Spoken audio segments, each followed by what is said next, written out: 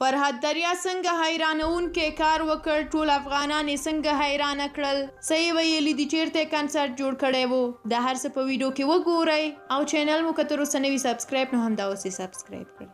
فرهاد دریا چې د افغانستان تکړه او نامتو سندرغاړی دی، د آزادۍ ائتلاف موسسې له لورې د مارچ په 26مه په جنیوا کې یو کنسرت وړاندې کړ. دغه کنسرت د آزادۍ ائتلاف موسسې له لورې په وړیا ډول ګرانو افغانانو ته وړاندې شو چې له 400 څخه زیاتو افغانانو پکې ګډون کړی و. د آزادۍ ائتلاف موسسې افغانان سره راټول او د یوه واحد افغانستان لپاره یې غږ پورته کړ. همدارنګه د افغانستان له دوست هیوادونو څخه یې وغوښتل چې له افغانستان سره یوځای شي او د افغانانو د حقونو لپاره خپل غږ پورته کړي. دا چې دغه پروګرام موخه د افغانانو یو غږ اوسېدل موخه وه، نو د موسیقۍ په منځ کې به فرهاد دریا یو لنډ پیغام هم خپله ورکوه چې د پیل خبرې یې په دې ترتیب وي. د جرمني کمپوزر پاول هانډیمیټ یوه مشهوره وینا ده چې 2 څیزونه د موخې ټاکلو ارزښت لري: ښه موسیقي او پاک وجدان. زه به هڅه وکړم چې تاسو ته ښه موسیقي وړاندې کړم، خو دلته وینم چې پاک وجدانونه هم زما د سترګو په وړاندې شتون لري. د هغه څه په نظر کې نیولو سره چې په اوکراین او اروپا کې پیښیږي،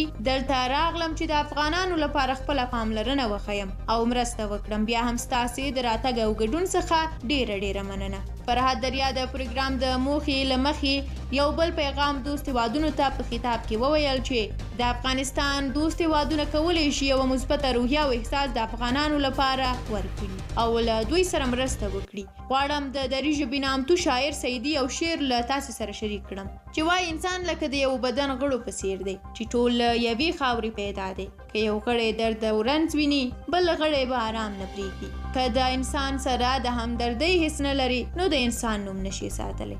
دغه شعر د پیړیو راهیسې د یو اصل په توګه افغانانو ته لارښوونه کوي.